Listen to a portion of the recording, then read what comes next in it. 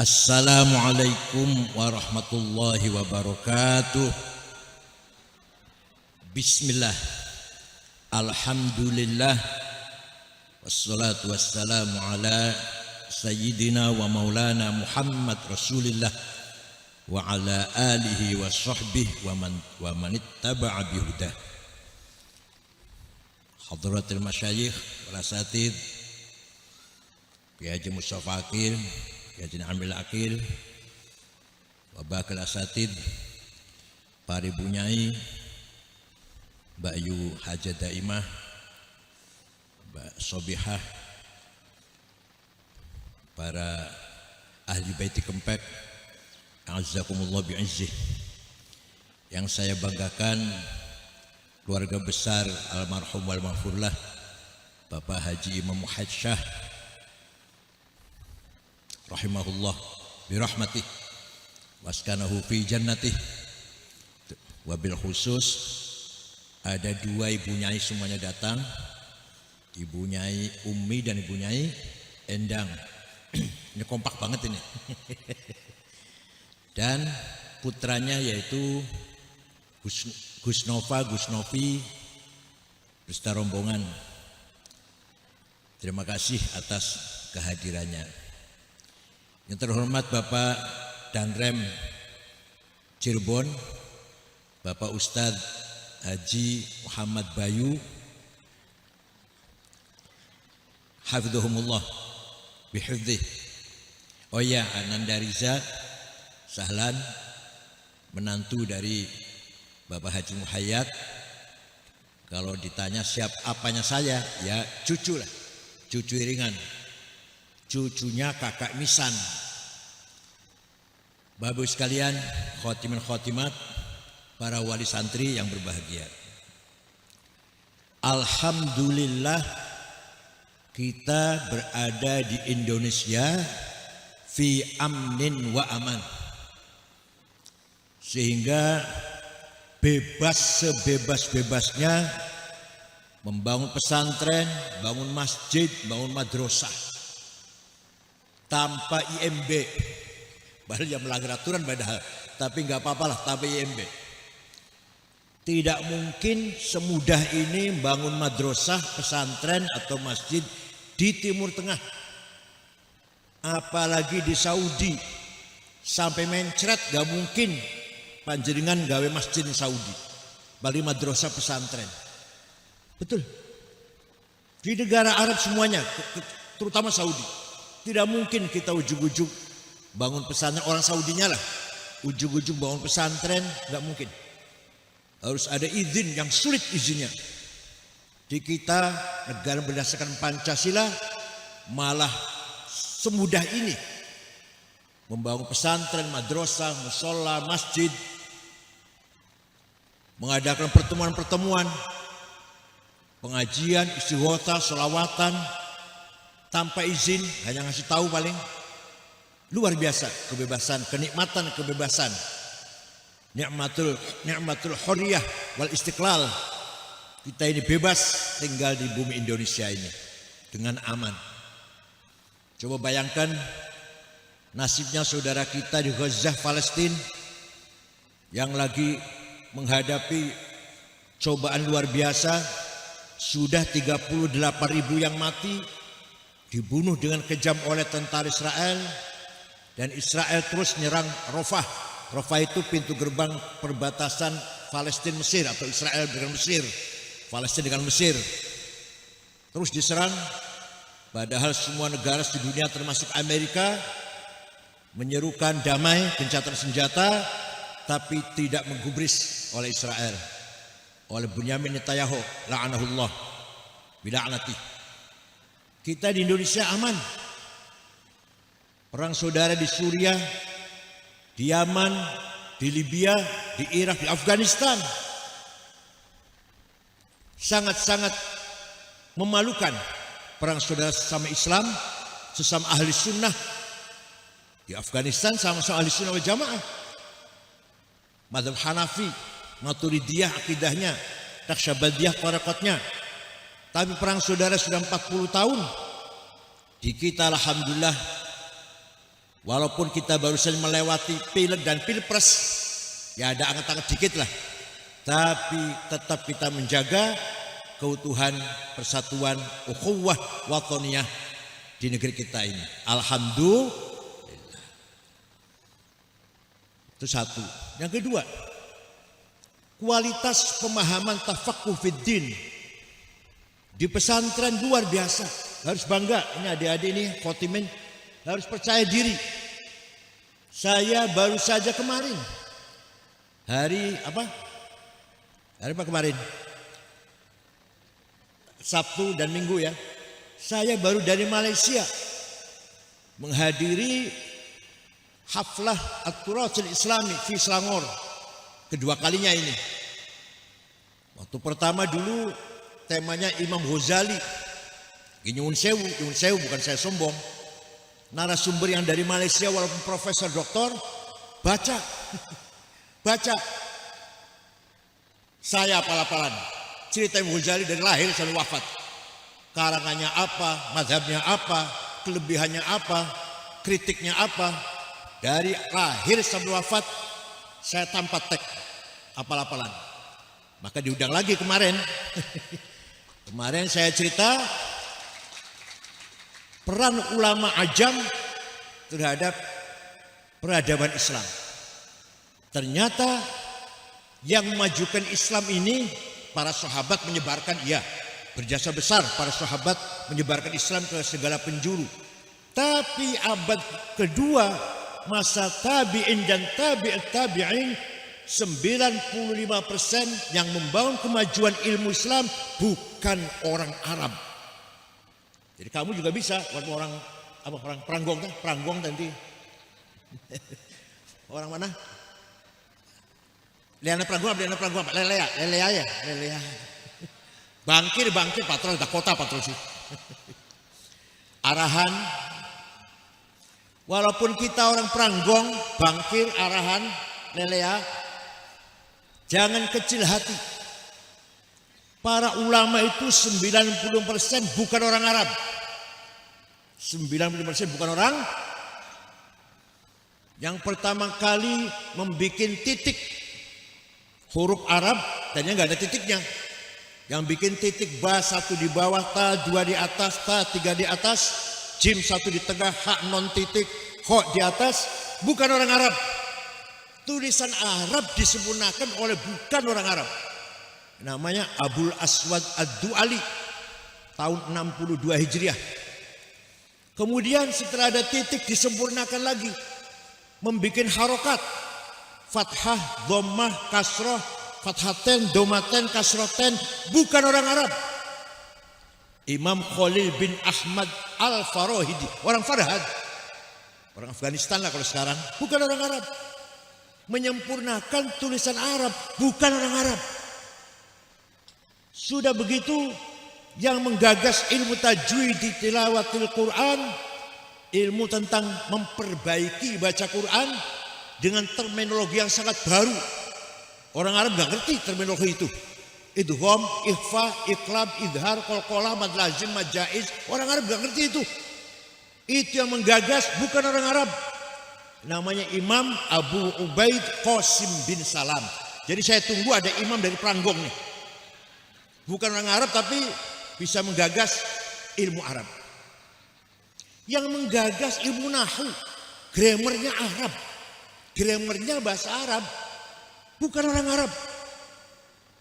Imam Amr bin Qumbur yang terkenal dengan panggilan Imam Sibaweh. Yang menggagas usul fiqh, tapi Imam Syafi'i Arab, Imam Hanafi bukan orang Arab, Imam Hambali bukan orang Arab. Ilmu mustalah hadis yang menseleksi hadis, metode menseleksi hadis, mana yang sahih, mana yang hasan, mana yang dhaif. Yang sahih syaratnya ada 4. Syaratnya mutasil antara murid dan guru. Nomor 2, gurunya cerdas, bisa dipercaya gurunya, gak pernah nyolong sendal di masjid, thiqah, dhabit gak pernah lupa, bukan pelupa, adil kelakuannya lempeng. Itu sahih. Kurang 1 hasan, kurang 2 dhaif. Dhaifnya munqati', mauquf, maqtu', mursal, mu'allal, mu'an'an, bukan orang Arab. Itu yang menggagas ilmu itu namanya Syihabuddin Roma Hurmuzi atas perintah Khalifah Umar bin Abdul Aziz tahun 99 Hijriah. Yang bikin tafsir sempurna Sayyidina Ibnu Abbas bikin tafsir tapi nggak sempurna, cuma 2 jilid kecil. Sahabat Ibnu Abbas pertama kali ada tafsir sempurna 10 jilid, bukan orang Arab. Abu Ja'far Ibnu Jarir At-Tabari dari Tabaristan, orang Tabaristan, bukan orang Arab. Tafsir yang paling sulit tafsir Mafatihul Ghaib yang ngarang siapa? Muhammad bin Umar Fakhrozi, bukan orang Arab, orang Roy. Rozi itu Roy, kota Roy di Tehran sekarang, masuk Tehran. Apalagi ilmu balaghah yang menyelidiki keindahan tata bahasa Quran yang mencakup 3 hal. Ma'ani, kandungan redaksi Quran. 2, bayan, bagaimana Quran menjelaskan sesuatu dengan indahnya. 3, badi', bagaimana indahnya redaksi Al-Quran, gak bisa ditiru oleh manusia. Yang menggagas ilmu balaghah bukan orang Arab, Amr bin Ubaid yang wafat tahun 132 Hijriah. Ya Allah, jadi saya tunggu ada ulama dari Pranggong, Lelea, Gabus Wetan, mana Bangkir ya. Walhasil kamu jangan kecil hati walaupun bukan orang Arab. Kalau kita sungguh-sungguh bisa menjadi ulama besar.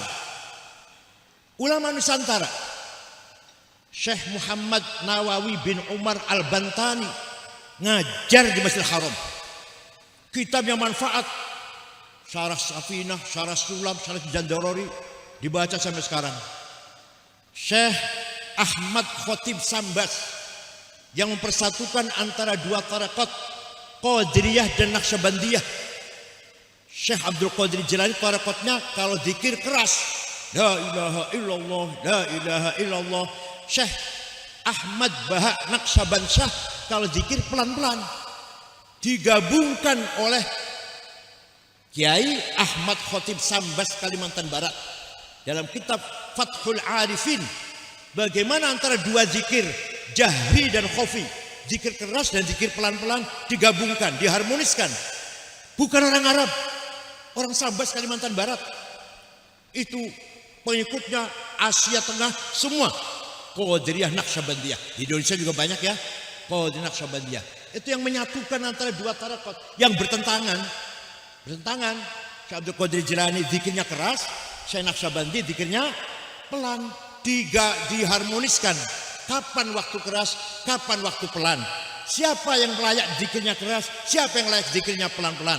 Itu dalam kitab Fathul Arifin. Orang Sambas Kalimantan Barat. Ya Allah. Ada lagi Syekh Mahfud Termas, Pacitan. Ente kalau ke sana kepala bisa pening. Beloknya itu berapa? 500 ya? 500 belokan ya? Sampai ke Termas itu Pacitan dari Ponorogo. Itu Syekh Mahfud Termas mengarang kitab mensyarahi Alfiyah Lis-Suyuti fi ilmi ushul hadits, namanya Manhaj Dawin Nadhar, karangan Syekh Mahfud Termas. Sampai saiki, sampai sekarang masih jadi kitab rujukan atau kitab wajib di Al-Azhar Mesir. Kitabnya Mahfud Termas. Tapi orang mereka enggak baca Termas, orang Mesirnya At-Turmusi, ya sekarang parpel Mesir. Ada lagi Syekh Ihsan Jampes mensyarahi kitab Minhajul Abidin, namanya apa? Sirajut Talibin, karangan Imam Ghazali, disyarahi oleh Kiai Jampes Ihsan Jampes. Padahal dia enggak pernah ke Arab, lokal betul mediinnya itu, enggak pernah mukim di Arab lah, enggak pernah belajar di luar negeri. Tapi syarahnya, suatu ketika saya pergi ke negara Mali, Afrika Barat, malam Jumat ada orang-orang tua ngaji di masjid. Saya tanya pada guide saya namanya Mustafa, guide keluar Al-Azhar, bahasa Arab. Ngaji apa itu orang tua? Sirajut Talibin. Saya kaget. Karangan siapa itu? Ihsan Al-Qadiri. Bukan Qadiri, Kediri itu. Bukan Qadiri, Kediri. Walhasil banyak sekali ulama Nusantara yang levelnya internasional. Terakhir Syekh Muhammad Yasin Al-Fadani, Syekh Yasin Padang, yang menggampangkan, memudahkan kitab Qawaid Fiqhiyah, Al-Fardul Bahiyah digampangkan, itu sulit. Kitab itu sulit, Fardul Bahiyah asalnya sulit, dimudahkan oleh Syekh Yasin Padang. Sampai sekarang sangat bermanfaat. Bahkan beliau mensyarahi kitab Sunan Abi Dawud tapi belum dicetak. Kalau dicetak barangkali 20 jilid barangkali. Itu karangan Syekh Yasin Padang yang wafat tahun 90. Kemarin saya masih di sana waktu wafat. Jadi sekali lagi, kamu jangan kecil hati ketika kamu nanti insya Allah menjadi ulama besar, bisa mengalahkan ulama-ulama Arab atau minimal sama dengan ulama Arab. Di Malaysia tidak ada Nun Sewu, tidak ada orang sealim Gus Baha, tidak ada orang sealim Mbah Dimyati Rois, nggak ada. Ya rata-rata. Di Malaysia itu ulama rata-rata lah, ya lumayan gitu aja. Hanya Malaysia menang dengan budaya. Budaya sudah budaya Islami. Yang Islam pasti pakaiannya rapet. Kalau ada orang nggak pakai jilbab berarti non Muslim. Itu gitu sudah, Malaysia udah gitu. Budaya namanya. Kalau kita di sini kan anak kiai beb di kudungan kan. Di Malaysia enggak, Muslim rapat. Enggak, yang kalau enggak pakai jilbab non Muslim. Sudah menjadi budaya. Nama-nama semua nama-nama Arab. Namanya orang, kalau orang Islam masih namanya Arab di Malaysia itu. Kayak kita Pantura lah, Pantura itu namanya Arab semua kan. Itu yang menggagas adalah Raden Fatah, Raja Demak. Kemudian tahun Hijriah juga masih terpakai di Malaysia. Walhasil orang Malaysia menangnya dari kita menangnya, orang Islamnya bangga dengan budaya Islam, bangga dengan ciri Islam. Tapi ilmunya Nyun Sewu, gak ada yang pinter kayak Cak Nur Kholis Majid, kayak Gus Dur, gak ada. Kayak Gus Dur gak ada, kayak Gus Baha aja lah, gak ada. Mereka sedang-sedang saja. Saya udah 2 kali seminar dengan mereka ini, jadi saya berani mengatakan demikian. Kelihatan sekali kualitasnya. Oleh karena itu, sekali lagi, kita lebih unggul dari Malaysia. Kenapa? Berkat ada pesantren. Disinilah kita tafaqquh fiddin. Falaula nafara min kulli firqatin minhum ta'ifatul yatafaqquhu fiddin wal yunziru qaumahum idza raja'u ilaihim la'allahum yahdarun. Harus ada yang menekuni agama. Tafaqquh fiddin. Ceritanya Belanda dulu melarang pribumi sekolah.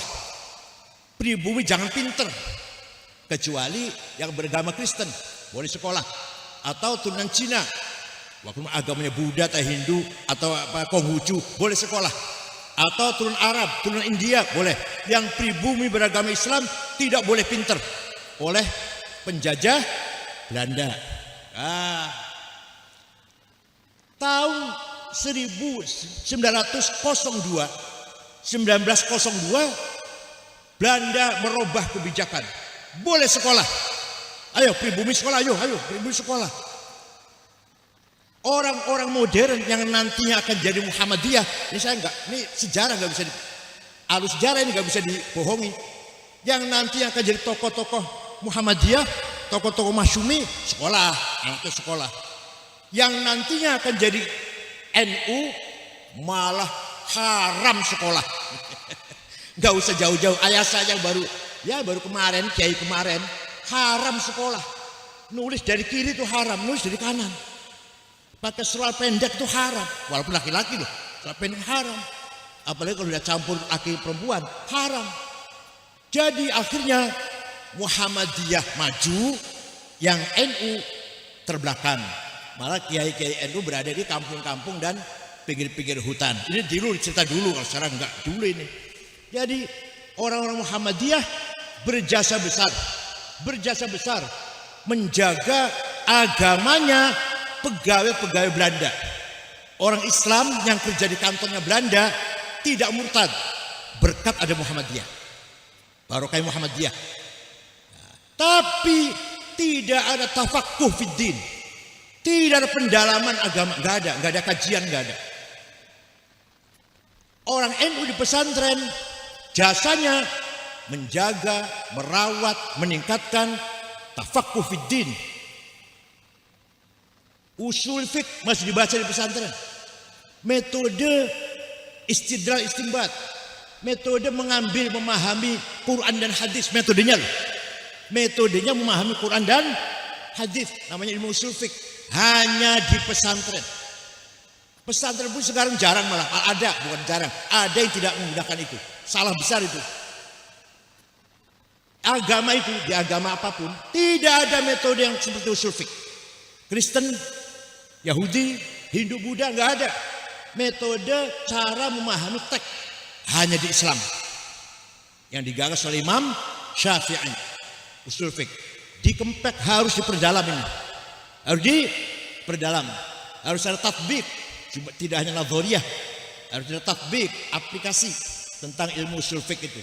Kalau ahli fikih saya nggak heran. Kalau ahli fikih nggak heran, tinggal baca paham sudah. Tapi kalau ahli usul fikih, itu baru saya hormat tuh. Karena dia membutuhkan pemikiran yang cerdas. Ilmu mustalah hadis yang tadi saya singgung tadi, karangan Syihabuddin Romahurmuzi, menseleksi mana hadis yang sahih, mana yang tidak, hanya di pesantren. Di sekolah, madrasah, negeri, nggak ada itu. Hanya di pesantren. Ayo di pesantren Kempek diaplikasikan, dipraktekkan. Ada hadis, ini hadis sah apa enggak? Ayo diterapkan dengan mustalah hadis. Oh sahih, kenapa sahih? Oh ini hasan, kenapa hasan? Oh ini dhaif, kenapa dhaif? Ayo dipraktekkan. Memang hadis kalau dari Bukhari ya pasti sahih. Kan gampang ya, bacanya Bukhari pasti sahih. Tapi jangan begitu. Ini sahih, kenapa? Itu namanya kita paham dengan alur pemikirannya Bukhari. Imam Bukhari mengatakan hadis ini sahih. Kenapa? Nah itu harus kita tahu kenapanya itu loh. Alur cara berpikir Imam Bukhari mensahihkan hadis ini. Gimana caranya? Ayo dipraktekkan. Harus ada yang serius ini. Tidak ada di luar pesantren ilmu tidak ada di luar Islam ilmu tajwid, nggak ada. Orang baca Taurat, baca Injil pakai ikhfa, idhar, idgham, idgham bihunna, biwarihunna, qalqalah, mad lazim, mad jaiz, nggak ada. Orang baca Taurat, baca Injil seperti itu. Hanya di Islam. Paham betul? Belum qiraat sab'ah. Quran bisa dibaca dengan cara 7 qiraat. Asim, Hafaz, Kasai, Ibnu Katsir dan seterusnya lah. Hamzah, nggak ada di Yahudi, di Kristen. Baca Quran sampai qiraat sab'ah, hanya di Islam. Hanya kita orang Islam yang kadang yang kedodoran. Tidak menguasai materi-materi ilmiah, khazanah ilmiah yang ditinggalkan oleh para ulama salaf. Kempek coba, mempropori Kempek. Nah itu semuanya. Bukan hanya teori tapi tatbik, diaplikasikan, dipraktekkan. Hatam alfiyah, bukan hanya hatam alfiyah, coba bikin pidato bahasa Arab, khutbah bahasa Arab, coba. Karena alfiyah itu sudah pantasnya sudah ngarang itu, sudah taklif. Bukan hanya teori, tapi ayo tatbik, pidato bahasa Arab. Nanti lancarnya cuma alhamdulillah alamin wassalatu wassalam, tidak lancar. Misalnya kan udah bongkok. Ayo ngomong Arab, bicara Arab. Ayo mengartikan kitab kuning dengan bahasa Arab. Itu namanya aplikasi dari ilmu nahwu. Begitu pula ilmu balaghah. Ini bahasa indah. Di mana indahnya? Kenapa disebut indah? Kenapa disebut baligh? Ini dan ini mana yang lebih balaghah? Syair ini dan syair ini mana yang lebih balaghah? Itu harus tahu itu, dipraktekkan. Berjanji dengan deba baik mana? Cara ilmu balaghah. Dengan burdah baik mana? Dengan kalilah wa dibnah, dengan alfun walailah baik mana itu? Mana yang paling unggul? Dengan praktekkan ilmu ma'ani, bayan dan badi'. Paham boten? Harus dipraktekkan, bukan hanya dikaji dengan teori mawon. Nah, itulah keunggulan pesantren kalau kita betul-betul ingin melanggengkan, mendalami, melestarikan yatafaqahu fil mudhari'. Bil mudhari'. Kata kerja mengandung zaman, hal dan istiqbal. Zaman sekarang dan zaman yang akan datang. Oleh karena itu dalam memahami Islam tidak boleh fi'il madhi, nggak boleh masa lalu, harus masa sekarang yang akan datang. Faslun fil hewalati, masa yang menjelaskan transfer. Oh itu, jangan negeran. Oh. Faslun fis salami, inden, jangan bilang tempo. Faslun fil apa namanya? Fil musyarakah, apa? Mak'ab profit, profit sharing, wajib bil murabahah, markup profit. Itu cara mengartikannya. Kiainya pakai sarung, nggak pakai celana dalam, tapi mengartikannya seperti itu. Hebat nggak? Hebat nggak? Kiai dan saya ini pakai sarung, tapi mampu kontekstualisasikan, mengaktualisasikan kitab kuning. Luar biasa itu. Ayo Fathul Muin dibaca dengan pemikiran yang keren, yang up to date, gitu, yang updating.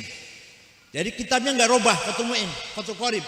Hanya cara pemahamannya harus fi'il mudhari, jangan fi'il madhi. Paham nggih? Kalau sudah menguasai itu semuanya, wal yundiru qaumahum, membimbing masyarakatnya. Yundiru juga fi'il mudhari. Artinya apa? Cara dakwah, cara membimbing masyarakat harus kontekstual. Tidak cukup hanya dengan ceramah sebenarnya, tidak cukup hanya dengan khutbah atau dakwah bil lisan, tapi juga dengan tulisan, dengan diskusi, dengan seminar dalam rangka dakwah liunziru qaumahum dengan sarana yang modern. Kewajiban yunziru qaumahum. Kiai, peranannya kiai bukan hanya menjadi stempel pemerintah. Pemerintah mengeluarkan keluarga berencana, kayaknya cepet-cepet sah, boleh, nggak haram. Pemerintah mengeluarkan aturan ini, boleh itu, nggak haram. Tidak hanya itu ya, boleh, nggak apa-apa. Tapi sebenarnya tugasnya kiai bukan hanya itu. La khaira fi katsirin min najwahum illa man amar bi shadaqatin aw ma'rufin aw islahin bainan nas. Tugasnya kiai adalah islahin bainan nas, membangun masyarakat yang soleh. Yang soleh bukan hanya kiai dan santri, tapi yang soleh semua bangsa yang soleh. Supir kernet, tukang sapu, paham buatan, paham tidak? Kuwu, camat, bupati, gubernur, presiden, menteri, dirjen, kepala dinas, semua soleh. Itu wajibnya kiai itu, memberikan bimbingan kepada masyarakat. Coba bayangkan, waktu Setia Novanto korupsi 2,5 triliun, kita kaget, masya Allah, gede teman korupsi ya, besar sekali korupsi ini. Masih kecil, ditambah lagi dengan Kominfo 8 triliun, kaget lagi, ya Allah, korupsi besar sekali. Masih kecil, ditambah dengan Darmawan Surya 70 triliun, kaget sekali saya, korupsi besar sekali 70 triliun. Kalau untuk beli kerupuk berapa itu? Masih kalah sekian saiki. Sekarang lagi ada kasus korupsi 300 triliun, bukan miliar, bukan 300, nolnya berapa itu? Kita nggak tahu, nggak bisa membayangkan. Luar biasa. Kenapa? Karena pelaku-pelaku kebijakan jauh dari akhlakul karimah, jauh dari semangat pesantren, jauh dari waliyundiru qaumahum, jauh dari semangat yang dibangun oleh para leluhur, para pahlawan, para kiai, para ulama.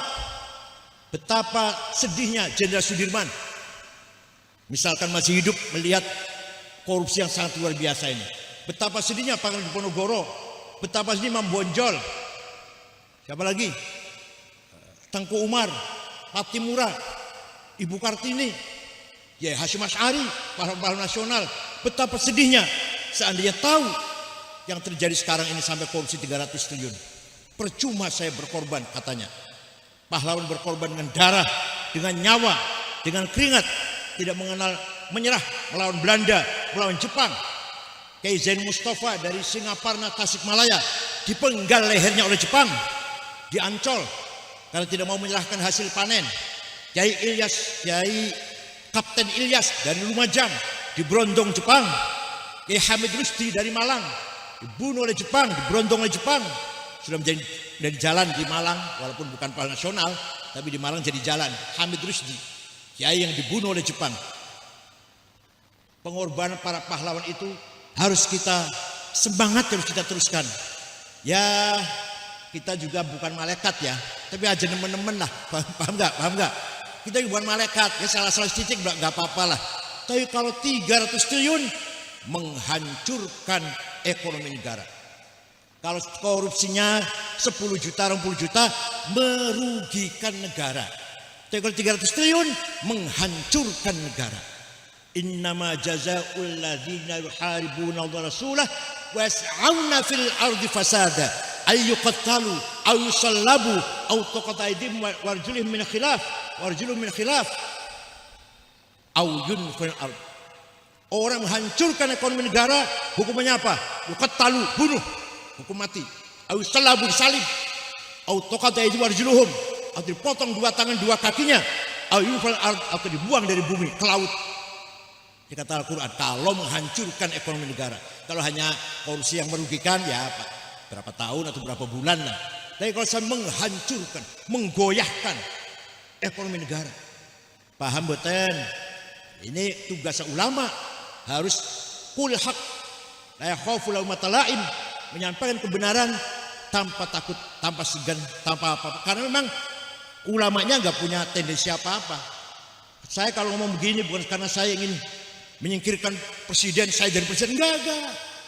Saya kritik begini bukan saya ingin goyang bupati supaya saya jadi bupati, enggak ingin jadi apa-apa saya. Dari jabatan yang enggak ingin jadi apa-apa, tapi sekedar yunziru qaumahum. Paham boten? Nah, inilah tugasnya santri yang nanti akan membangun masyarakat ketika pulang ke daerahnya masing-masing. Di pesantren kelebihannya ada manhajut ta'lim. Metode pengajaran, alfiyah dihafalkan, Quran dihafalkan, ta'lim namanya. Tadi kata siapa? Kata Gus Novi, harus diamalkan. Manhajut tadris, ilmunya harus diamalkan. Maka kiai itu harus beri contoh pada santrinya. Perintah puasa Senin Kemis, kayaknya puasa. Bukan hanya perintah hormat tamu, kayaknya hormat tamu. Perintah hormat tetangga, kayaknya hormat tetangga. Perintah sabar, kayaknya udah sabar. Enggak nyewotan, enggak marah, enggak gampang marah. Perintah menerima apa? Takdir Allah. Selalu bersyukur pada Allah, kayaknya juga beri contoh. Namanya manhajut tadris. Apa namanya? Bukan sekedar pinter, tapi ilmunya diamalkan sebagai garis yang harus kita amalkan. Yang ketiga, manhajut ta'dib, disiplin. Di pesannya ada disiplin. Sholat harus berjamaah. Di pesan saya di sana Taqofah, sholat harus berjamaah. Di sini juga sama ya? Sama ya? Harus berjamaah sama. Nah, tidak boleh bawa HP. Sini boleh bawa HP enggak? Enggak boleh. Bagus, disiplin. Tidak boleh merokok. Boleh? Boleh di sini? Kayaknya merokok ya. Di pesan saya Taqofah sana tidak boleh merokok. Ini semuanya aturan-aturan supaya disiplin. Betul-betul santri sadar dengan apa yang sedang kondisi yang sedang dihadapin. Namanya bu'ratus syu'ur. Apa namanya? Bukan hanya sadar tapi sangat sadar. Bukan hanya sadar tapi sangat. Kita yang mondok, saya ini lagi di pesantren. Apa tujuannya berangkat dari rumah? Harus selalu sadar seperti itu. Apa tujuan dari rumah ayah saya memondokkan saya di sini? Supaya saya pinter, bukan hanya pinter, supaya saya benar, bukan hanya benar, disiplin juga. Sebenarnya sangat sadar. Di pesan juga zaman manhajut tarbiyah ruhaniyah, ada metode membangun kekuatan spiritual. Di luar pesantren tidak ada ini. Ada kekuatan spiritual para santri ini. Mudah-mudahan semuanya santri bisa mengambil hikmah, wisdom dari pesan yang Anda tinggal di sini. Paham betul? Bukan hanya pinter harus. Bukan hanya mengamalkan ilmunya, mengamalkan harus. Bukan hanya disiplin harus. Yang terakhir mempunyai kekuatan spiritual. Kekuatan spiritual. Sehingga la yakhafu laumata la'im. Tidak bangga kalau dipuji dan tidak minder kalau dicaci. Kalau dipuji enggak bangga, dicaci enggak minder, enggak takut. Alhamdulillah, betul sombong ya, betul kula sombong. Waktu saya jadi ketua PBNU, dicaci, diancam malah oleh 212. Ya, gak saya ladeni, yang masih urip sampai jam sekarang, masih hidup, lalu diancam. Pak Tito Kapolri kirim polisi jaga rumah 1 bulan itu, waktu 212. Pak Tito kirim polisi 2 jaga rumah saya. Saya bilang gak usah jaga lah, gak apa-apa. Ya Alhamdulillah selamat, gak ada apa-apa. dicaci maki, dibully, diancam, saya tidak gentar. Begitu pula kalau saya dipuji, ya alhamdulillah sih banyak orang muji juga, tapi saya nggak sombong, nggak melembung, nggak bangga. Itu namanya la yakhafu laumata laim. Dikaila ta'sau ala ma fatakum wala tafrahu bima atakum. Nanti kamu akan pulang ke daerah masing-masing, jadi kiai harus punya mental seperti itu. Jangan cengeng. Diancam, dibully, gak gentar. Dipuji, gak mumbul, gak sombong, gak bangga. Paham boten? Yang namanya tarbiyah ruhaniyah. Ke depan, Ananda Hamud Sofi, pesantren harus al-kafa'ah wa ta'ahul, proporsional dan profesional. Guru-guru yang ngajar di sini harus betul-betul profesional. Wala taqfu ma laisa laka bi'ilm. Innas sam'a wal basar fuad kullu ulaika kana anhu mas'ula. Gurunya harus betul-betul profesional. Jangan ahli tafsir mulang fikih, jangan ahli fikih mulang matematik, bubar nanti. Jangan ahli mesin mulang alfiyah, bubar nanti. Gak karu-karuan. Seperti saya kalau diajak bicara, suruh bicara yang bukan bidangnya nggak mau saya bukan ahlinya itu. Ada yang wartawan tanya tentang nasab Ba'alwi lagi digugat kan, saya bukan ahli nasab, saya nggak bisa jawab. Tapi kalau yang saya ngerti ya saya jawab, kalau nggak ngerti saya nggak mau jawab. Suruh ngomentari perdebatan nasab Ba'alwi yang lagi digoyang ini, bahwa Habib di Nusantara ini palsu nasabnya. Nah, saya ditanya wartawan banyak, saya jawab saya bukan ahli nasab, nggak ngerti, nggak menguasai itu. Paling-paling saya komentarnya paling-paling, mari kita diskusi dengan ilmiah, jangan dengan emosi. Yang mengingkari nasab, tunjukkan dengan data dan fakta. Yang membela nasab, tunjukkan, kuatkan dengan fakta dan data. Itu namanya ilmiah, jangan pakai emosi. Itu namanya profesional. Guru-guru di Mishkatul Anwar harus mempunyai kafa'ah wa ta'ahul, seleksi yang ketat. Yang kedua, Mishkatul Anwar harus al-iftah was sarahah, terbuka, open. Silahkan orang kritik, silahkan orang beri masukan. Jangan kecil hati. Kalau ada orang beri masukan, mengkritik Mishkatul Anwar, itu berarti peduli itu. Kalau ada orang kritik Mishkatul Anwar, itu berarti peduli itu. Harus diterima dengan logowo, kritik, saran, apapun lah, dari siapapun harus kita terima. Al-infitah was sarahah. Jangan marah kalau dikritik, jangan tersinggung kalau dikritik. Kesempurnaan suatu kalau sudah ada kritik. Hadis bisanya terkumpul sahih, ada manhajul jarh wa ta'dil. Mengapa hadis itu menjadi hadis sahih Imam Bukhari itu? Karena di sana ada menggunakan metode kritik yang sangat tajam. Oh, ini orangnya pernah mencuri berambang, mencuri bawang merah. Oh, ini orangnya pernah nyuri sendal di masjid, gak sahih hadisnya. Oh, ini pelupa, ini gak sahih hadisnya. Terus yang praktekkan Imam Bukhari seperti itu. Oleh karena itu, Mishkatul Anwar harus menerima kritikan, saran dari luar. Yang ketiga, bangun at-ta'awun mal akharin, kolaborasi dengan semua pihak. Jangankan dengan pemerintah, dengan gereja pun silakan. Kalau memang itu baik, kalau memang itu ada maslahatnya. Pesan Mishkatul Anwar kerjasama dengan gereja, mengadakan pelatihan jurnalis, pelatihan komputer, pelatihan apalah, apalagi misalkan teknologi apalah dengan non muslim, silakan.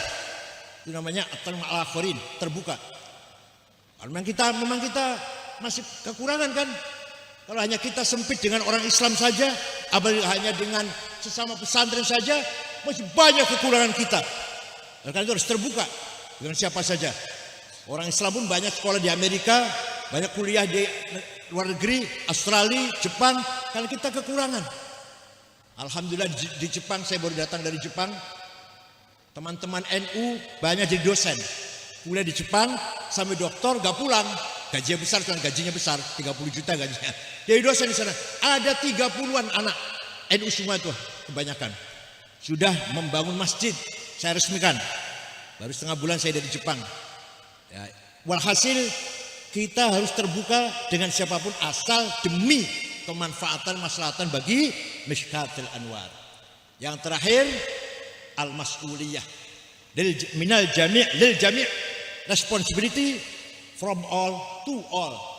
Harus tanggung jawab dari semuanya. Milik kita, pesan ini milik kita. Bukan hanya miliknya Hamud. Oleh karena itu kita harus tanggung jawab bersama, sekecil apapun. Peran kita harus tanggung jawab bersama. Ke depan harus dimiliki bersama semuanya. Tidak boleh terkotak-kotak. Itu namanya al-mas'uliyah minal jami' lil jami', minal kul lil kul. Musibah kalau pesantren ini sudah terkotak-kotak kemudian pecah, bertengkar satu sama lain. Ini musibah yang paling berat karena sama-sama punya dalil. Sama-sama punya dalil Quran hadis. Kalau udah pecah tukaran anggo dalil kabeh wis punya alasan dengan dalil Quran hadis semuanya. Oleh karena itu saya harapkan silahkan berkembang kempek masing-masing, tapi tetap mas'uliyah minal jami' lil jami'. Tanggung jawab dari semua untuk kebersamaan. Paham boten? Semua keponakan-keponakan saya, adik-adik misan semuanya tanggung jawab. Ya sekarang masih ada Kiai Muh. Masih ada Kiai Muh. 1 tahun manu bapak kan mati bakal ya. Lah nanti mantu, ponakan, misan harus tetap merasa mas'uliyah minal jami' lil jami'. Semuanya harus semuanya merasa tanggung jawab. Sekarang masih ada amimuh, semuanya masih segen dengan paman. Nanti kalau udah nggak ada amimuh harus tetap kompak, tetap solid. Ini kemajuan pesantren di situ letaknya. Jangan sampai kita terkotak-kotak satu sama lain. Ngoten nggih? Ngoten nggih Ananda ya? Semuanya hasil sesuai dengan proporsional dan profesional. Saya kira itu saja, mudah-mudahan ada manfaatnya. Terima kasih atas kehadiran Bapak-Ibu sekalian. Terima kasih kepada rombongan dari Dzurriyyah Mbah Muhayyad. Monggo sareng-sareng maca Fatihah yang pahalanya untuk almarhum Mbah Haji Imam Muhayyad Syah. Al-Fatihah.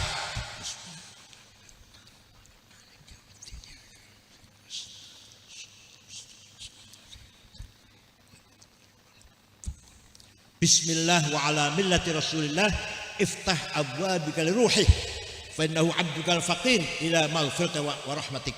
Ya Allah, bukalah pintu Engkau 7 langit untuk lewatnya ruh Mbah almarhum Mbah Muhayyad, karena beliau adalah orang baik, orang mengharapkan rahmatmu dan maghfirahmu ya Allah.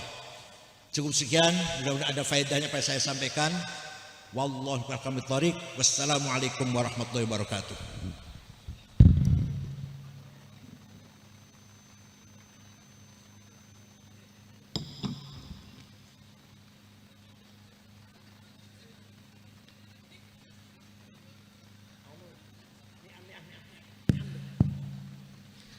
Acara selanjutnya yakni